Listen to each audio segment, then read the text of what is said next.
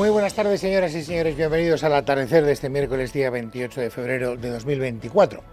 Hoy el acontecimiento informativo más destacado ha sido madrugador, porque se ha producido en la sesión de control al gobierno en el Congreso de los Diputados, y era muy esperado. Naturalmente ya sabíamos que la oposición, con su líder al frente, con Alberto Núñez Feijóo, iba a cargar muy duro contra el gobierno y en concreto contra Pedro Sánchez, contra el presidente del Ejecutivo, a propósito del caso Ábalos, que vuelve a inundar informativamente hablando los lugares estelares informativamente del día. De tal manera que hoy ha habido Ábalos por activa, por pasiva, por perifrástica, por tierra, por mar y por aire. El encuentro más esperado, insisto, era el de Feijóo y el propio Sánchez. En primer lugar, porque habíamos escuchado más a Feijóo que a Sánchez, que había estado bastante desaparecido durante las últimas horas, pero no interactuar. Y de lo que se trataba era de saber, bueno, pues cuál era el argumentario que iba a desplegar uno al atacar y el otro al defender. Y no ha habido ninguna sorpresa, tengo que decir, absolutamente ninguna.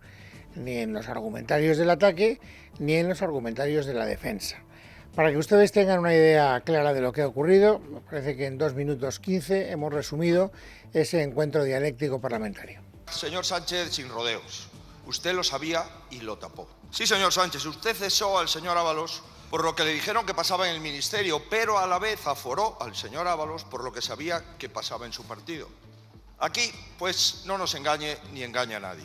Su secretario de organización no le servirá de cortafuegos. Esta trama surge en la cabeza de su partido, está instalada en el corazón de su gobierno y marca la partida de nacimiento de su carrera política. Causa sonrojo el que piense que puede sacar tajada política de la corrupción. Usted, viniendo del partido que viene, llegando a liderarlo como llegó a liderarlo, señor Feijóo.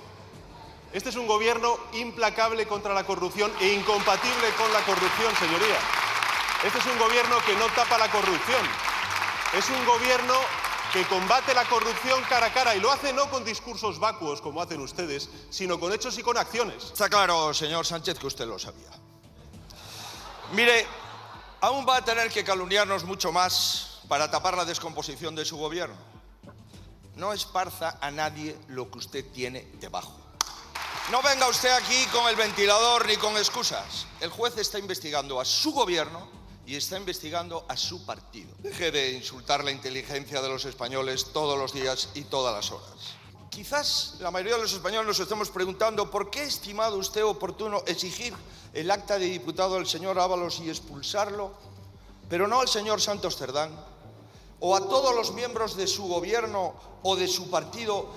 Señor Feijóo, se le ha terminado el tiempo. Mire, para ser creíble en su papel de Torquemada, debería tener tanto usted como su partido político otro currículum. Este gobierno y este partido, señoría, nunca va a señalar ni a la justicia, ni a las fuerzas y cuerpos de seguridad del Estado, claro que no, diciendo que se está urdiendo una trama contra el partido político. Este gobierno, señoría, y este partido no va a utilizar a elementos corruptos de las fuerzas y cuerpos de seguridad del Estado para armar una mal llamada policía patriótica, perseguir adversarios políticos y obstaculizar la acción de la justicia. Señoría, nosotros llegamos al gobierno para desterrar la corrupción de la política. Y usted ha llegado al frente del Partido Popular para taparla. Sí, hombre, yo les hago una pregunta a ustedes, señoría. Les hago una pregunta a ustedes, y a usted en particular, señor Feijóo. ¿Sí? ¿Por qué cayó el señor Casado? ¿Por qué cayó el señor Casado? El señor Casado cayó por denunciar una trama de corrupción de la señora Ayuso en la Comunidad de Madrid y usted está en pie por tapar y tolerar esa corrupción. Bueno, yo no sé por qué está en pie el señor Feijóo, pero desde luego no por tapar una etapa de corrupción que ha sido investigada y archivada 2 veces por la justicia. Y además también por la Fiscalía Europea. Ahora hablaremos de ese asunto. Lo digo porque es el único síntoma en el que yo me puedo basar para coincidir con algunas de las crónicas parlamentarias que he leído a propósito de lo que ha ocurrido esta mañana en el Congreso de los Diputados. A mí me gusta mucho leer las crónicas parlamentarias porque te dan muchos detalles y te permiten saber pues cuál es el grado de forma en el que llegan los contendientes. Y es muy curioso porque muchos de esos cronistas coinciden en señalar que se le ve muy nervioso al señor Sánchez, como una fiera acorralada, que por eso ataca de una manera tan furibunda. Yo tengo que reconocer que por lo que he visto, por lo que he oído, a mí no me parece que esté especialmente nervioso. Salvo en este tramo final, porque yo creo que se ha pasado de frenada y a lo mejor resulta que se tiene que, en fin, enfrentar a alguna sorpresa, porque lo que dice no se sostiene y probablemente desde el punto de vista de lo que es la definición de una calumnia, pues entra de lleno en esa definición delictiva. Pero al margen de esa circunstancia, lo único que tengo que decir es que se ha alargado cuando se ha ido y probablemente pues es lo único que demuestra es que no tiene ninguna ganas de estar aguantando el chaparrón. Pero quitando ese detalle, de verdad, créanme, a mí me parece que el señor Sánchez ha estado como yo lo recuerdo, es decir, echándole más cara de cemento a la vida y aguantando la situación de acuerdo al manual de resiliencia que él tantas veces ha hecho propio. No solo lo ha escrito, sino que además lo ha hecho carne propia. Bueno, esto por lo que respecta al enfrentamiento más esperado de la mañana. Es verdad que hay un detalle que luego Miguel Tellado, el portavoz parlamentario del Partido Popular, ha querido resaltar y que yo creo que también da en buena medida una idea de quién ha salido victorioso de ese duelo, de ese combate dialéctico. ¿Por qué? Pues porque, como ustedes ven, Feijóo parte de una premisa. Usted, señor presidente, lo sabía. Y frente a esa acusación de usted lo sabía y lo ocultó, cabían dos posibilidades. O que el señor Sánchez callara, que es lo que ha hecho, o que lo desmintiera, que es lo que no ha hecho. Y como no lo ha hecho, Tellado le estaba esperando y luego durante su enfrentamiento con el señor Bolaños, Miguel Tellado ha querido resaltar precisamente esta actitud del presidente del gobierno que no deja de ser sospechosa. Hace unos minutos el presidente del gobierno tuvo ocasión de decir que no conocía los hechos en el momento que cesó al ministro Ábalos. Perdió la ocasión de hacerlo y el que calla, ya sabe lo que ocurre, el señor Bolaños, el que calla otorga.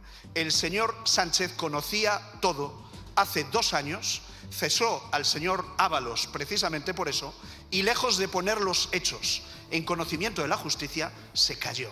Bueno, este ha sido un fragmento del enfrentamiento que ha tenido Miguel Tellado, el portavoz del Partido Popular, con el ministro de Justicia. Bueno, de Justicia, de Presidencia y de Relaciones con las Cortes, porque ya saben que es el triministro, el señor Bolaños, el hombre más fuerte en este momento del gobierno. Esto de ser un ministro fuerte tampoco te garantiza nada, porque en su día lo fue Ábalos y fíjense cómo ha terminado la historia. Bueno, durante el enfrentamiento con Tellado y con el señor Bolaños hemos asistido también a alguna novedad, a ninguna. Lo van a ver enseguida. Salvo tal vez a lo que es la reproducción de un modelo que yo creo que se va a repetir de aquí hasta la saciedad, que es, miren, ustedes, señores del Partido Popular, no tienen ninguna legitimidad para acusarnos a nosotros, que somos un gobierno limpio de corrupción. Y como sigan por ese camino, van ustedes a utilizar la estrategia del boomerang. Pero bueno, escuchen ustedes en boca de sus protagonistas. Señor Bolaños, es usted el ministro de la presidencia de un gobierno cercado por la corrupción. Corrupción de ahora, no corrupción del pasado. Corrupción política, corrupción moral y corrupción económica. En los peores días de la pandemia, desde el Ministerio de Transportes, con Ábalos al frente, se puso en marcha una trama de comisiones y comisionistas, todos ellos del Partido Socialista, a cargo de la compra de mascarillas por parte del Gobierno de España y por parte de distintas comunidades autónomas, todas ellas gobernadas también por el Partido Socialista. Nos dijeron en aquel momento que de la pandemia saldríamos más fuertes. Lo que no nos dijeron, señor Bolaños, es que algunos socialistas saldrían más ricos. Nosotros no teníamos información del caso judicial porque estaba bajo secreto y cuando tuvimos información colaboramos con la justicia. Imagino que esto, dado los antecedentes del Partido Popular, le parecerá muy sorprendente, pero es lo que ha hecho este gobierno. Le quiero también decir una cosa para que quede bien claro. Me repugna la corrupción, me repugna porque precisamente la política, ejercer lo público y la política es lo contrario, mucho sacrificio personal, profesional, incluso económico. Es precisamente ejercer la política, dar lo mejor de uno mismo para el beneficio de la ciudadanía. Le repugna la corrupción, pero convive con ella. Esa es la realidad. Este es un gobierno cercado por la corrupción, este es un gobierno acorralado por la corrupción. No hay nada más desalentador para la ciudadanía que el "y tú más". Pero yo creo que es bueno que conozcan que no somos lo mismo el Partido Popular y el Partido Socialista. No somos lo mismo. Es muy curioso, a mí es lo que más me ha llamado la atención particularmente, escuchar al ministro Bolaños decir es muy desalentador para la ciudadanía recurrir siempre al y tú más, cuando la única estrategia defensiva que estamos viendo en el presidente del gobierno, en el propio Bolaños y en todos los que hoy han intervenido en la sesión de control es precisamente el y tú más. Tú me acusas a mí de corrupción, Partido Popular, pero tú tienes, Partido Popular, un largo historial de corrupción que te impide tener fuerza moral a la hora de hacer esa acusación. Y tú más. Es, insisto, el único argumento que se ha repetido hasta la saciedad. Decía en todo caso el señor Tellado que el Partido Popular tiene muy claro que esto, aunque apunta a la cabeza del gobierno, a Pedro Sánchez, tiene muchas más ramificaciones, sobre todo en aquellas comunidades autónomas y en aquellos ministerios que contrataron con la trama corrupta de Koldo García, el hombre de confianza de José Luis Ábalos. Y eso afecta directamente, sobre todo, a dos comunidades autónomas, que son Canarias y Baleares, y a un ministerio, del Ministerio de Transportes, por supuesto, que es el ministro del Interior. Y contra las personalidades que estaban al frente de esas instituciones, hoy se ha dirigido el Partido Popular en esta sesión de control. Por ejemplo, contra el que era presidente de la Comunidad Autónoma Canaria y que ahora es ministro de Administración Territorial, el señor Ángel Víctor Torres, que es canario. Bueno, saben ustedes que las últimas informaciones nos dicen que la Fiscalía está investigando no uno ni dos, sino 3 contratos fraudulentos de Canarias con proveedores fake, con proveedores que cobraron comisiones y que por lo tanto malversaron el dinero público. Y por lo tanto, pues él era uno de los objetivos que el Partido Popular se había marcado de una manera, yo creo que especialmente prioritaria. Y el encargado de atacar al señor, atacar dialécticamente hablando, ya me entienden, parlamentariamente hablando, al señor Torres ha sido el señor Abrines. Sus contratos ya tienen 3 causas penales abiertas. ¿Puede contar cuál es el nexo de la escandalosa trama del Partido Socialista? La vinculación era la de la colaboración y la ayuda ante un momento tremendamente complicado. El 15 de marzo del año 2020, los presidentes autonómicos, lo recordará perfectamente el señor Feijóo, nos reuníamos junto al Gobierno de España para buscar mecanismos y traer material como fuera. Y nos llegaban propuestas distintas de distintos lugares, porque querían ayudar. ¿Quién llamó a la señora Armengol? ¿Quién le llamó a usted o a su actual jefe de gabinete para darle el nombre de soluciones de gestión? Lo que tiene que explicar es por qué obedecieron, por qué dijeron sí, porque el señor Lambán dijo no. Señor ministro, mire esta foto. ¿Qué hacía usted comiendo con personas vinculadas del caso Mascarillas? ¿Cómo es posible que un mero asesor pudiese influir sobre tantos organismos públicos? Yo le explico, señor Abrines, cuál es el proceso. Llega la propuesta a los directores de los servicios, que lo envían automáticamente a los funcionarios, que son los que terminan decidiendo si se contrata o no con una empresa. Y luego el material se comprueba y si está acorde se paga y si no, no se paga. Y con respecto a las fotos, hombre, que le den mejor la información. Le puedo dar idéntica foto de esa persona con responsables actuales del Gobierno de Canarias. Parece ser que esa persona se sigue entrevistando, según el señor Torres, con los actuales representantes del Partido Popular, que son los que comparten gobierno en la Comunidad Autónoma Canaria. Bueno, esto por lo que respecta al enfrentamiento de Abrines con Torres, pero nos quedan 2 más. Otro, el que ha tenido lugar, el que han protagonizado la secretaria general del Partido Popular, Cuca Gamarra, y el ministro del Interior, Grande Marlaska. Su ministerio también está implicado en el caso Ábalos. Usted sabe perfectamente que adjudicaron 3,5 millones de euros a la trama corrupta en abril del 2020. Un contrato que además ha obligado a que su número 2, el secretario de Estado, haya tenido que comparecer y prestar declaración ante la Guardia Civil. ¿Por qué contrató ese suministro con la empresa Soluciones de Gestión, una empresa que el año anterior había facturado 0 euros? Señor ministro, ¿es usted parte de la trama de Ábalos y de este caso de corrupción del Partido Socialista? A diferencia de los gobiernos del Partido Popular, nosotros lo que hacemos es colaborar en todo momento con la justicia. Lo que no hacemos es formar una política apática. ¿Sabes cuál es el sinónimo de tranquilidad, serenidad y paz para un inversor inmobiliario? Mundial Rooms Real Estate, especialistas en la gestión patrimonial de activos inmobiliarios. Maximizamos el valor y rentabilidad de su vivienda. Atención personalizada al alquiler y venta de propiedades. Encuéntranos en mundialrooms.com, el verdadero gestor patrimonial de Madrid. Para destruir pruebas. Me habla usted de un contrato. Sí, de un contrato que se formalizó conforme a la ley de contratos del sector público. debidamente fiscalizado por la intervención delegada de Hacienda e igualmente revisado por el Tribunal de Cuentas.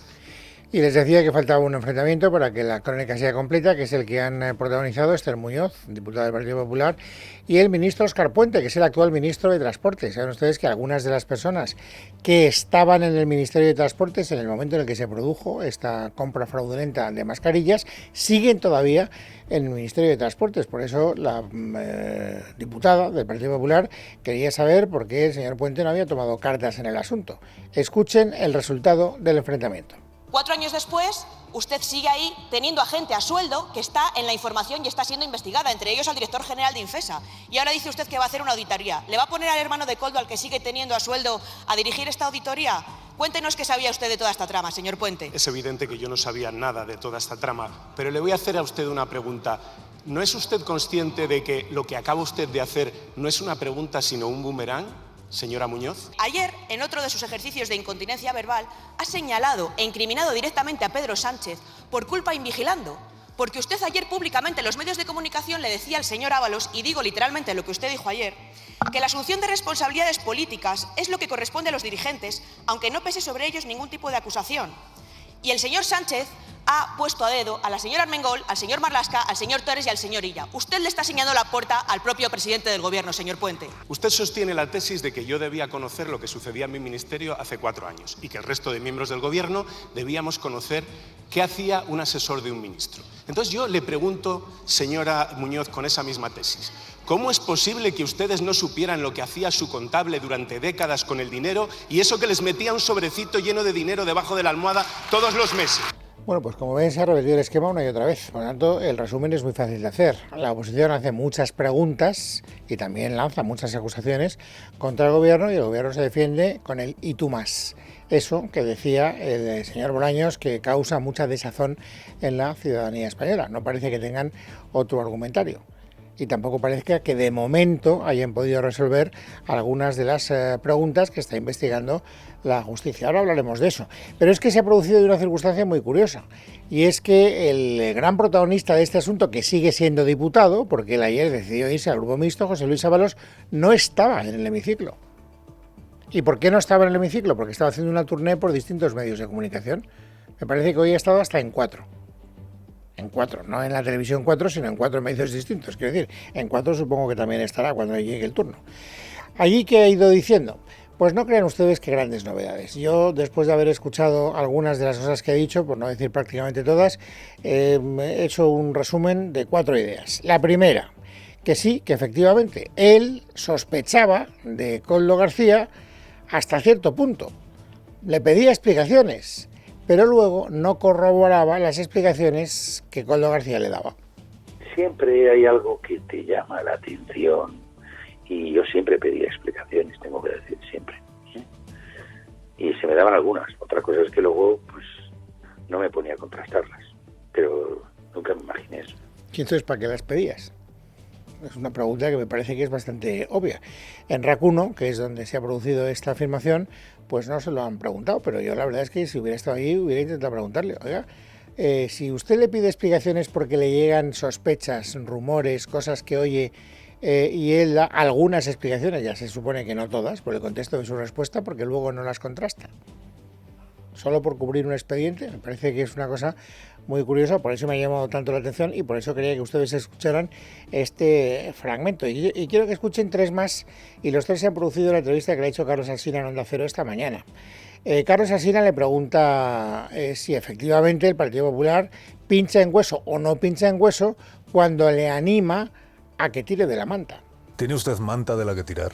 Nah, ya es que oigo tantas cosas y buena parte de fantasía, yo no tengo ninguna manta. ¿Es usted una bomba de relojería para Pedro Sánchez? Pues tampoco, no lo he sido nunca. Tercera idea y penúltima de las que quiero resumir de la comparecencia de Ábalos. Él sabe que está siendo un chivo expiatorio y sabe que lo está siendo a pesar de que muchos de sus conmilitones no están de acuerdo con lo que ha dirigido o con lo que ha ordenado la dirección de su partido. Por ejemplo, él afirma que no está de acuerdo en su ejecución Santos Cerdán. Cerdán no actuó de motu propio. Para él está siendo muy duro todo esto.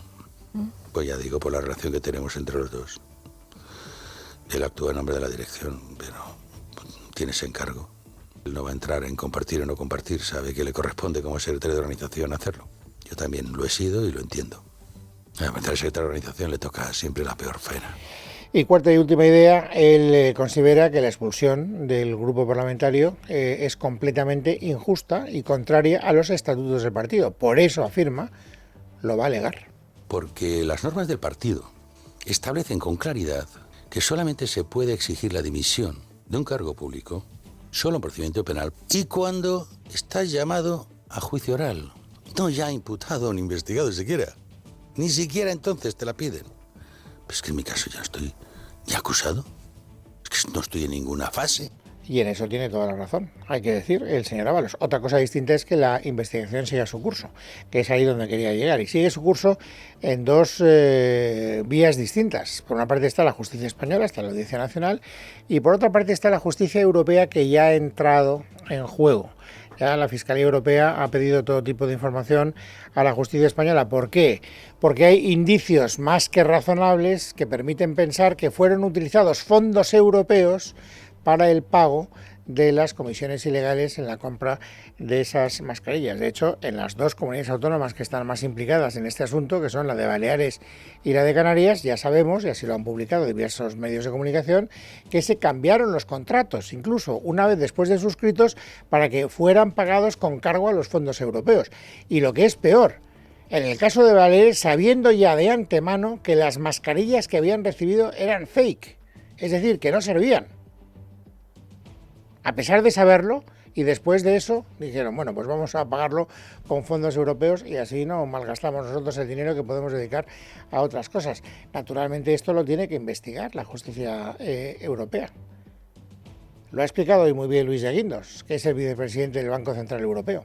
Si ha habido fondos europeos involucrados y con algún tipo de indicio, ¿no?, de mala utilización de los mismos, pues OLAF, que es la oficina antifraude, pues acabará entrando y lo acabará analizando, ¿no? Y por lo tanto, y también la Fiscalía Europea, ¿no? Y en eso está la Fiscalía Europea. Y en eso sigue, naturalmente, también la justicia española. Hoy declaraba Juan Carlos Cueto, que es uno de los empresarios que están, según dicen los expertos, los que han estado en la investigación, probablemente en la cúspide de la trama presuntamente corrupta. Lo que pasa es que la declaración de Juan Carlos Cueto ha sido muy breve, apenas ha durado media hora, y durante el tiempo en el que solo ha contestado las preguntas de su abogado, lo ha negado absolutamente todo. Miguel Ángel Pérez. Buenas tardes. El empresario Juan Carlos Cueto ha negado haber cobrado comisiones superiores a lo habitual en este tipo de transacciones tras responder únicamente a las preguntas de su abogado durante cerca de media hora. Cueto ha negado además ante el titular del Juzgado Central de Instrucción número 2 de la Audiencia Nacional, Ismael Moreno, haber pagado a nadie, en referencia a Koldo García, el exasesor del exministro José Luis Ábalos, comisiones del dinero obtenido de sus contratos con la administración, y ha asegurado a su vez que actuó para ayudar, dice, a los españoles frente a la pandemia del COVID-19. A lo largo de su breve declaración ha explicado que el precio obtenido por sus empresas por la adjudicación de material sanitario fue justo y que así lo acreditan auditorías realizadas. Además, ha insistido en que la operación fue muy costosa e implicó la realización de muchos viajes a China. La Fiscalía Anticorrupción solicitó para Cueto como medida cautelar la prohibición de salida del país sin comunicárselo previamente al juzgado.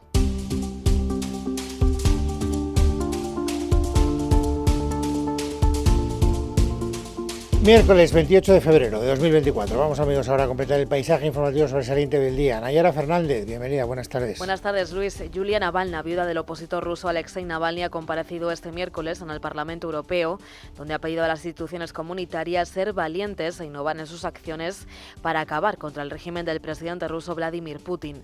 Navalna también ha dicho que el cuerpo de su marido fue violentado y ha advertido de posibles detenciones en el funeral de Navalny, que se celebrará este viernes en Moscú. Ángeles Hernández. Tras conocerse que el funeral de Navalny tendrá lugar este viernes en Moscú, su viuda Yulia Navalny ha estado hoy en el Parlamento Europeo. Navalny ha asegurado de manera contundente que Putin es un asesino. No estamos dirigiéndonos a un político, más bien es un monstruo. Putin es el líder de una banda de delincuentes organizada. Después de estas palabras, la viuda de Navalny ha intentado seguir emocionada, haciendo hincapié en que desde la política europea hay que acabar con el régimen de Vladimir Putin de manera urgente. Tú y todos nosotros debemos luchar contra la banda criminal y la innovación política aquí es la clave contra el régimen organizado. No se trata de una competición política ni de notas diplomáticas, sino de investigaciones sobre las maquinaciones financieras. Averiguar el origen de los socios de esta mafia en vuestros países para los discretos beneficiarios que están ayudando a Putin y a sus amigos a esconder dinero es el único objetivo. Por otra parte, Navalny también ha hecho referencia al cuerpo de su marido, ya que a día de hoy el comité de instrucción todavía investiga las causas de su muerte. En el certificado de defunción entregado a su madre se indica que falleció por causas naturales, algo que no creen cierto. Por cierto que también en la Eurocámara la presidenta de la Comisión Europea, Ursula von der Leyen, ha propuesto hoy que los rendimientos de los activos inmovilizados rusos puedan utilizarse para armar a Ucrania. Este sería uno de los puntos de la nueva propuesta que el Ejecutivo Comunitario tiene previsto presentar en las próximas semanas, con la idea de dinamizar la industria armamentística europea. La idea es trasladar el modelo que se utilizó para la compra de vacunas o de gas natural a la adquisición de material de defensa. Puede que la amenaza de la guerra no sea inminente, pero no es imposible. No hay que exagerar los riesgos de la guerra, pero hay que prepararse para ellos. El coste de una victoria rusa sería mucho mayor que cualquier ahorro que hagamos ahora.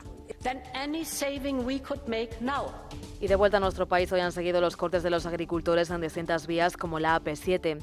Todo ello mientras el ministro de Agricultura, Luis Planas, ha vuelto a reunirse con las principales organizaciones agrarias esta mañana. Al término de ese encuentro, Planas ha dicho que se han producido avances y ha destacado ante los agricultores aspectos como la flexibilización de la PAC, anunciada hace unos días por la Comisión Europea.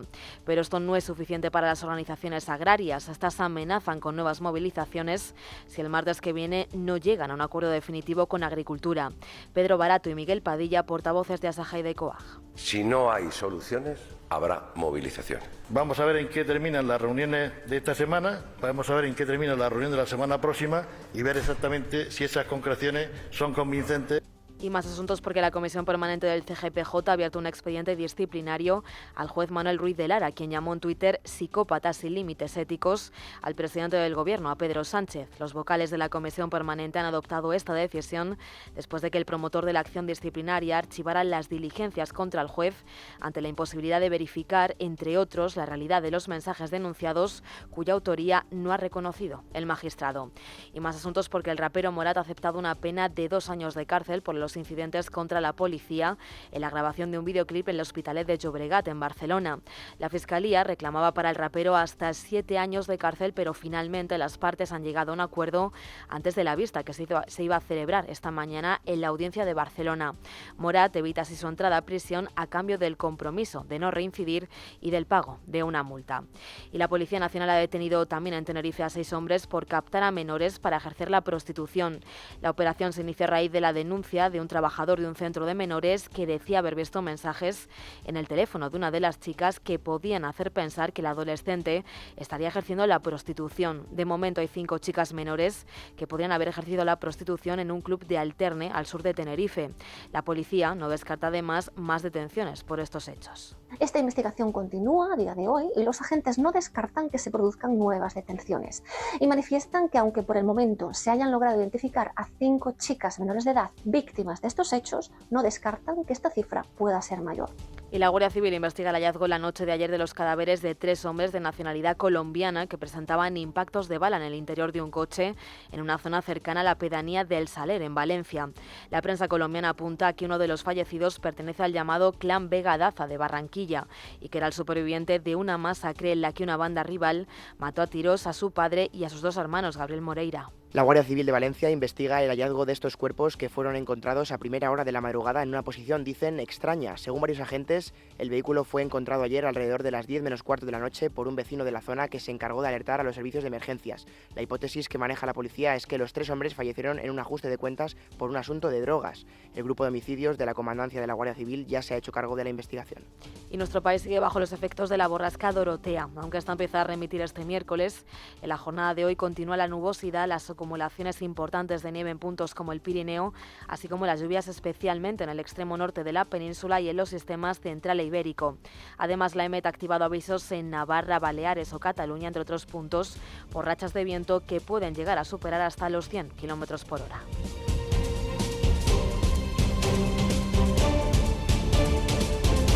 En casa de Herrero, Es Radio.